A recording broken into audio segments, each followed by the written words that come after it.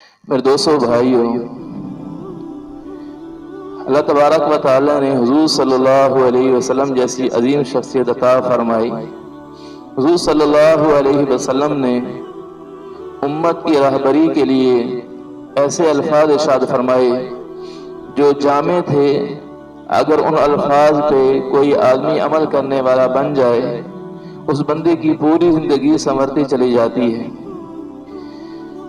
تو حضور صلی اللہ علیہ وسلم کے صحبت یافتہ حضرات صحابہ کرام رضی اللہ تعالی عنہم اجمعین نے حضور صلی اللہ علیہ وسلم سے مختلف مواقع پہ سوال ایسے کیے کہ جس کی وجہ سے امت کو راہبری ملتی ہے کہ صحیح رستہ، واضح رستہ کون سا ہے جس پر چل کر کامیابی جو ہے یہ قدم چوم سکتی ہے۔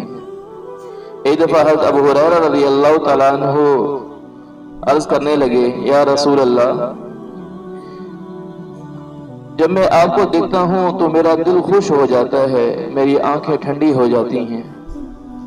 یا رسول اللہ، مجھے یہ بتائیے کہ اللہ تبارک و تعالیٰ نے ساری چیزوں کو کس سے بنایا ہے؟ اس کی بنیاد کیا ہے؟ سرچشمہ کیا ہے؟ تو حضور صلی اللہ علیہ وسلم نے ارشاد فرمایا کہ ساری چیزوں کو اللہ تبارک و تعالیٰ نے پانی سے بنایا ہے۔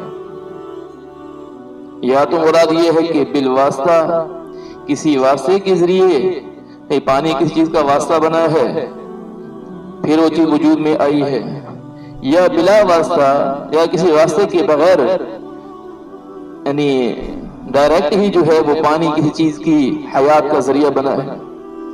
تو حضور صلی اللہ علیہ وسلم نے ارشاد فرمایا کہ پانی یہ بنیاد ہے ہر چیز کی۔ پھر عرض کیا، یا رسول اللہ، مجھے کوئی ایسی ترتیب بتا دیجئے، ایسا طریقہ بتا دیجئے، ایسے اعمال بتا دیجئے کہ وہ اعمال میں کرنے والا بن جاؤں تو میں سلامتی کے ساتھ جنت میں داخل ہو جاؤں، مجھے کوئی طریقہ بتا دیجئے۔ تو حضور صلی اللہ علیہ وسلم نے 4 باتیں ارشاد فرمائیں۔ سب سے پہلے آپ صلی اللہ علیہ وسلم نے ارشاد فرمایا، افش السلام، سلام کو عام کرو۔ یہ تو حضرت ابو ہریرہ رضی اللہ تعالیٰ عنہ اس روایت میں پوچھنے والے ہیں۔ حضرت عبداللہ ابن سلام رضی اللہ تعالیٰ عنہ کی روایت میں آتا ہے کہ انہوں نے بھی حضور صلی اللہ علیہ وسلم سے ایک موقع پر اسی طرح سوال کیا تھا۔ تو حضور صلی اللہ علیہ وسلم نے ارشاد فرمایا تھا کہ جس کو جانتے ہو اس کو بھی سلام کرو اور جس کو نہیں جانتے اسے بھی سلام کرو۔ یعنی سلام کے لیے یہ قید نہیں کہ کوئی آدمی کہے کہ میری کسی سے جان پہچان ہے لہذا اسے سلام کروں، جسے جان پہچان نہیں ہے اسے سلام نہ کروں، ایسا نہیں، بلکہ ہر ایک کو سلام کو عام کرنا چاہیے۔ اور سلام کیا ہے؟ سلام تو کسی کو دعا دینا ہے، سلامتی کی دعا دینا ہے۔ ایک دفعہ حضور صلی اللہ علیہ وسلم ایک مجلس میں تشریف فرما تھے، ایک صحابی حاضر ہوئے، کہا السلام علیکم۔ آپ صلی اللہ علیہ وسلم نے جواب دیا، آپ نے ارشاد فرمایا 10۔ پھر ایک اور صحابی حاضر ہوئے، انہوں نے آ کر سلام کیا، السلام علیکم ورحمۃ اللہ۔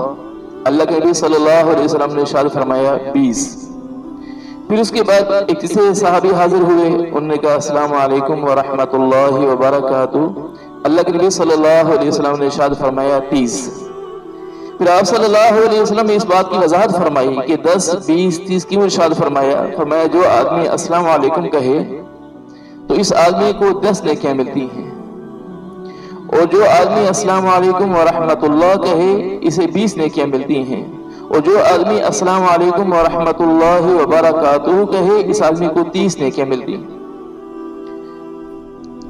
تو اب کتنا مفت کا اجر ہے، کوئی آدمی سلام کرے تو سلام کرنے پر اللہ تبارک و تعالیٰ 30 نیکیاں عطا فرمائے، مفت میں ہے۔ اور حکم یہ ہے کہ جو آدمی سلام کرنے والا ہو، جواب دینے والے کو چاہیے کہ جواب دینے والا یا تو ویسا ہی جواب دے یا اس سے افضل جواب دے، اس سے افضل جواب دینے والا ہو۔ اور جو سلام میں پہل کرتا ہے اللہ تبارک و تعالیٰ کی طرف سے رحمتیں اترتی ہیں، زیادہ رحمتیں اس بندے کو حاصل ہوتی ہیں جو سلام کرنے میں پہل کرتا ہے۔ اللہ کے نبی صلی اللہ علیہ وسلم کسی مجلس میں تشریف لاتے، آپ صلی اللہ علیہ وسلم بعض روایت میں آتا ہے کہ 3 دفعہ سلام کرتے، اس کی توجیہ محدثین نے لکھی ہے کہ آپ صلی اللہ علیہ وسلم جب مجلس کے شروع میں، یعنی بڑی مجلس ہوتی تھی، حضرات صحابہ کرام رضی اللہ تعالیٰ عنہم مجمعین بہت زیادہ تعداد میں ہوتے تھے، تو شروع میں سلام کرتے، پھر درمیان میں پہنچ کر پھر سلام کرتے، آخر میں پہنچ کر پھر سلام کرتے. آپ صلی اللہ علیہ وسلم سلام کا اتنا اہتمام کرنے والے تھے، اور آپس کے جو میل جول کو بڑھانے کا، محبتوں کو بڑھانے کا، دلوں کو جوڑنے کا جو سب سے بہترین ذریعہ ہے وہ سلام کو عام کرنا ہے. اور سلام تو یہ تو کسی کو سلامتی کی دعا دینا ہے کہ آپ پر سلامتی ہوئی، کسی کو بھلائی کی دعا دینا ہے، کسی کو رحمت کی دعا دینا ہے. تو یہ سلام کرنے والا آدمی یہ کہہ رہا ہوتا ہے کہ میری طرف سے آپ سلامتی پر ہیں، میری طرف سے آپ کو کوئی تکلیف نہیں پہنچے گی، آپ کو کوئی اذیت نہیں پہنچے گی، میری طرف سے آپ کو راحت ہی پہنچے گی. اور جواب دینے والے بندہ بھی یہی کہہ رہا ہوتا ہے کہ آپ کو بھی مجھ سے راحت پہنچے گی، تکلیف نہیں پہنچے گی. اور اللہ کے نبی صلی اللہ علیہ وسلم کی ایک اور حدیث کو اسے جوڑتے ہیں تو معلوم ہوتا ہے کہ اللہ کے نبی صلی اللہ علیہ وسلم نے کیسا جامع لفظ ارشاد فرمایا کہ المسلم من سلم المسلمون من لسانه ويده، او کما قال علیہ السلام. حضور صلی اللہ علیہ وسلم نے ارشاد فرمایا کہ مسلمان تو وہ ہے کہ جس کی ہاتھ اور زبان سے دوسرے مسلمان سلامتی سے رہیں، محفوظ رہیں. کہ اب یہ مسلمان جو سلام کرنے والا ہے یہ تو یہ کہہ رہا ہے کہ آپ میری زبان سے بھی تکلیف سے محفوظ ہو گئے ہیں، میرے اعضاء و جوارح سے بھی آپ تکلیف سے محفوظ ہو گئے ہیں، آپ بالکل اطمینان سے رہیں.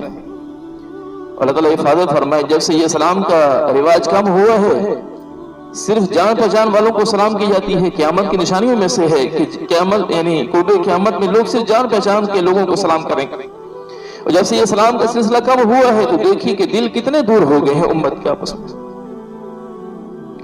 تو یہ سلام کرنے والا آدمی یہ کہہ رہا ہوتا ہے کہ میری زبان سے بھی آپ تکلیف سے محفوظ ہیں اور میرے اعضاء و جوارح سے بھی آپ تکلیف سے محفوظ ہیں. اور اللہ تعالیٰ حفاظت فرمائے. آج کل زبان سے ایسے الفاظ بول دیے جاتے ہیں، آدمی کہتے ہیں میں نے 2 لفظ ہی بولے ہیں، کیا ہو گیا؟ یہ نہیں سوچتے کہ آگے کسی پر کیا گزری ہے. ایک عربی کا شعر ہے کہ جراحات السنان لها التیام، کہ جو یعنی تلوار اور نیزہ ان چیزوں سے جو زخم لگ جاتے ہیں ان کے لیے، ان گھاؤں کے لیے بھرنا ممکن ہے. وَلَا يَلْتَامُ مَا جَرَحَ اللِّسَانِ، لیکن جو زخم آدمی کی زبان سے کسی کو لگتے ہیں ان کے لیے بھرنا بہت مشکل ہوتا ہے. آدمی کو ساری زندگی یاد رہ جاتے ہیں کہ فلاں نے مجھے ایسے ایسے الفاظ کہے تھے. اللہ تعالیٰ حفاظت فرمائے، ہر گھر کی حفاظت فرمائے. اب یہ طلاق کے الفاظ بھی تو الفاظ ہی ہیں، لیکن کیسی زندگیاں ویران ہو جاتی ہیں، اولادیں کیسی یعنی اذیتوں سے گزرتے ہیں ان الفاظ کے ذریعے. ایک صاحب کہتے ہیں میں کسی گھر جانا ہوا تو وہاں دیکھا تو بہو اور ساس کے درمیان بہت زیادہ لڑائی. میں نے صاحب خانہ سے پوچھا کہ کیا ہوا، آپ کی گھر والی اور آپ کی بہو کے درمیان بہت زیادہ لڑائی ہو رہی ہے، کیا وجہ ہے؟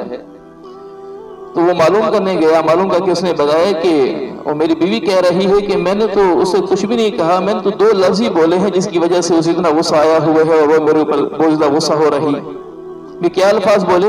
وہ کہنے لگی کہ میں نے اسے یہ کہہ دیا کہ تیری ماں لونڈی ہے، تیرا باپ غلام ہے.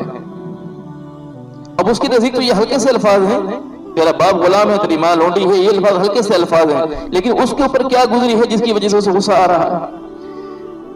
آدمی یہ کہتا ہے کہ فلاں نے مجھے تکلیف پہنچائی ہے، یہ نہیں سوچتا کہ میں نے کون سا عمل کیا ہے، میں نے کون سا عمل کیا ہے جس کی وجہ سے اسے تکلیف پہنچی. اس لیے اپنی زبانوں کی حفاظت کرنی چاہیے کہ میری زبان سے کسی کو تکلیف نہ پہنچے، اعضاء و جوارح سے کسی کو تکلیف نہ پہنچے. تو یہ سلام کرنے والا آدمی یہ کہہ رہا ہوتا ہے کہ میری طرف سے آپ سلامتی پر ہیں. تو اللہ کے نبی صلی اللہ علیہ وسلم اس حدیث مبارکہ میں کیا ارشاد فرما رہے ہیں؟ افش السلام، سلام کو عام کرو. اور دوسری بات ارشاد فرمائی وَأَطْعِمِ الطَّعَامَ، لوگوں کو کھانا کھلاؤ. کہ جو غربا ہیں ان پر اپنے مالوں کو خرچ کر کے ان کے لیے کھانے کا بندوبست کرنا. جو آدمی دنیا میں لوگوں کو کھلانے کا دسترخوان کو وسیع کرتا ہے، اللہ تبارک و تعالیٰ آخرت میں تو اس بندے کو عطا فرماتے ہی ہیں. اس سخاوت کی برکت سے اللہ تبارک و تعالیٰ دنیا کے اندر بھی اس بندے کے مال میں وسعت کر دیتے ہیں. اور جو آدمی اس کے بالمقابل سوال کا دروازہ کھولتا ہے، ہر ایک سے مانگ رہا ہے، ضرورت نہیں لیکن مانگ رہا ہے، تو اس بندے پر تنگ دستی کا دروازہ کھولتا ہے۔ کیا مطلب سوال کرنا کب جائز ہے، سوال کرنا کب ناجائز ہے؟ کہ جس آدمی کے گھر میں ایک دن کا کھانے کا موجود ہے، اس آدمی کے لیے سوال کرنا جائز نہیں۔ ہمارے ہاں تو بعض لوگوں کے گھروں میں کتنا مال و اسباب موجود ہوتے ہیں، لیکن اس کے باوجود زبان سے شکوہ شکایت غائب نہیں ہوتا۔ تو جو آدمی سوال کا دروازہ کھولتا ہے، فقر و فاقہ تنگ دستی کا دروازہ کھولتا ہے۔ آپ دیکھیے، آپ اپنا تجزیہ کر لیں کہ جو لوگ یہ جو مانگنے والے ہوتے ہیں، جتنے بھی ان کے پاس مال و اسباب زیادہ ہو جائیں، مانگتے ہی رہ جاتے ہیں۔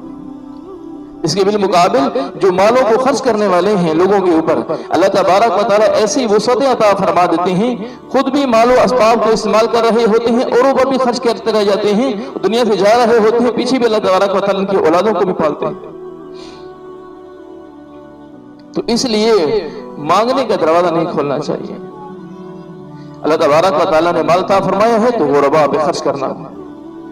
اور تیسری بات ارشاد فرمائی، وَصِلِ الْأَرْحَامِ، رشتہ داروں کے ساتھ تعلق کو جوڑ کر رکھو، تعلق کو جوڑ کر رکھو۔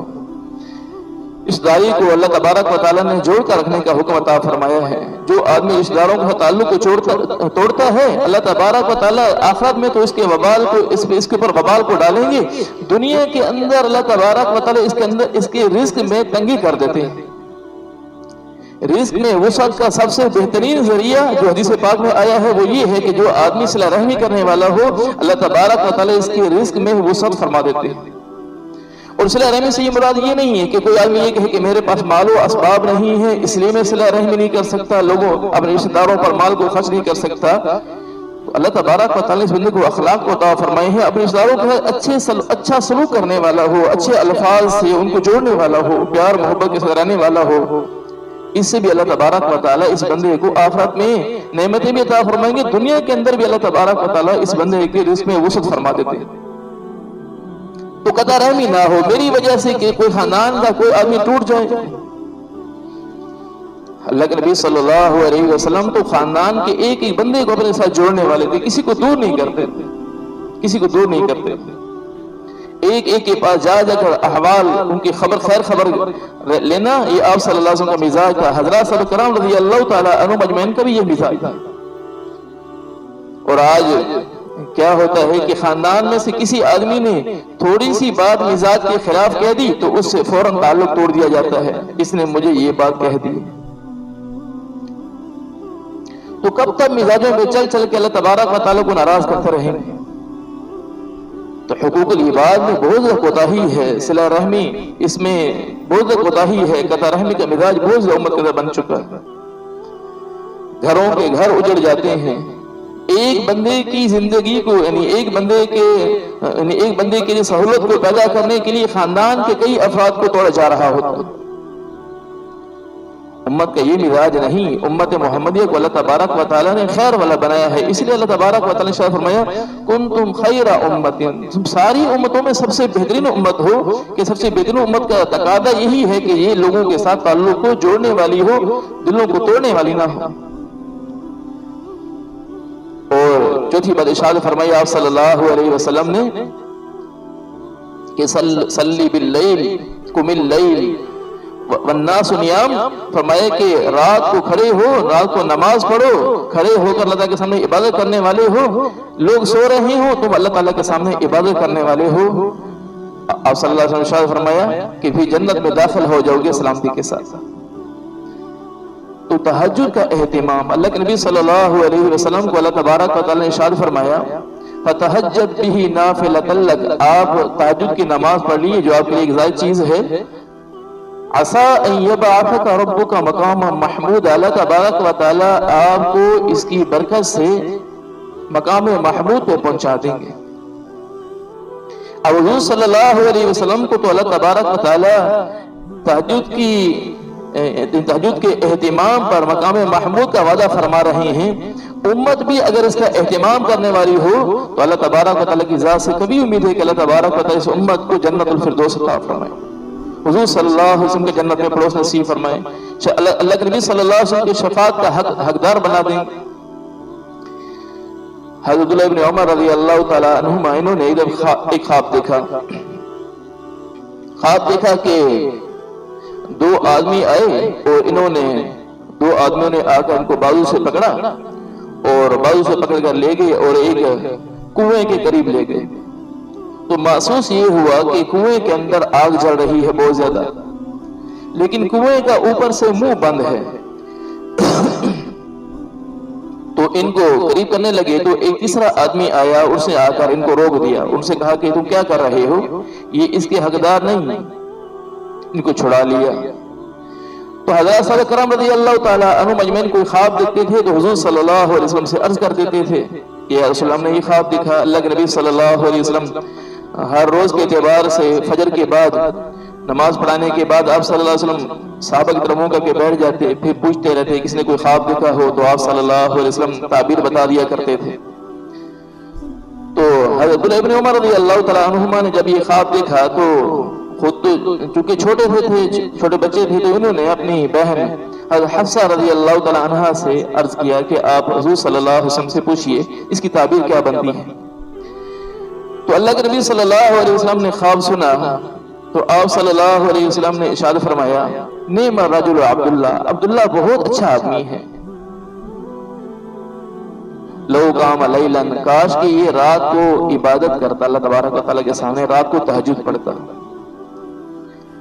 تو اس حدیث سے معلوم ہوتا ہے کہ حضرت ابن عمر رضی اللہ تعالیٰ عنہما احکامات کا اہتمام کرنے والے، حضور صلی اللہ علیہ وسلم کی سنت کا جو سب سے زیادہ اہتمام کرنے والے تھے، ان میں جو شمار ہوتا ہے تو حضرت ابن عمر رضی اللہ تعالیٰ عنہما سر فہرست نظر آتے ہیں، سنت کا بہت زیادہ اہتمام کرنے والے تھے۔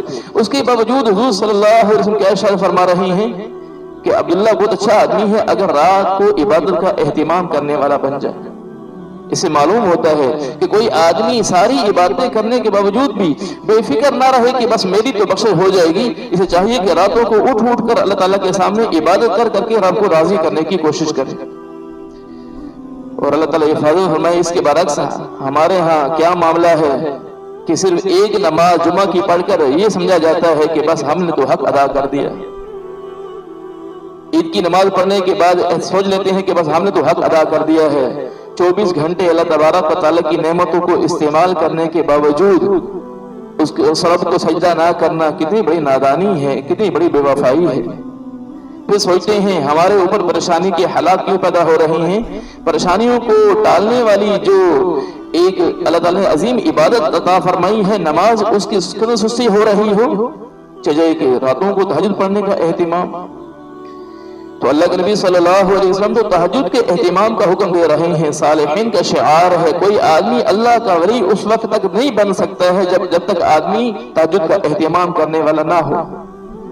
بڑے بڑے مسائل جو آپ کو پیش آ رہے ہیں، آپ رات کو اٹھیں، تہجد پڑھیں، اللہ تعالیٰ کے سامنے مانگ کر دیکھیں تو صحیح اللہ تبارک و تعالیٰ کی مسائل کو کیسے ٹالتے ہیں۔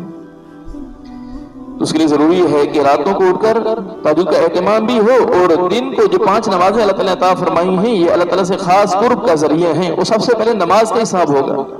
اور اللہ کے نبی صلی اللہ علیہ وسلم کی آنکھوں کی ٹھنڈک نماز میں ہے۔ جو نماز چھوڑ رہا ہے تو اب آپ بتائیے کہ یہ آدمی اللہ کے نبی صلی اللہ علیہ وسلم کی آنکھوں کو ٹھنڈک پہنچا رہا ہے یا تکلیف پہنچا رہا ہے؟ قرۃ عینی فی الصلاۃ، آپ ارشاد فرمائیں میری آنکھوں کی ٹھنڈک نماز میں ہے، میری آنکھوں کی ٹھنڈک نماز میں۔ صرف زبانی دعویٰ نہ ہو بلکہ عمل سے اللہ کے نبی صلی اللہ علیہ وسلم کی آنکھوں کو ٹھنڈک پہنچائی جا رہی ہے۔ تو اس لیے نمازوں کا خود بھی اہتمام کرنا ہو اور پوری امت کو نمازوں پر لانے کی محنت ہو۔ اللہ تبارک و تعالیٰ ساری باتوں پہ ہم سب کو عمل کی توفیق نصیب فرمائے۔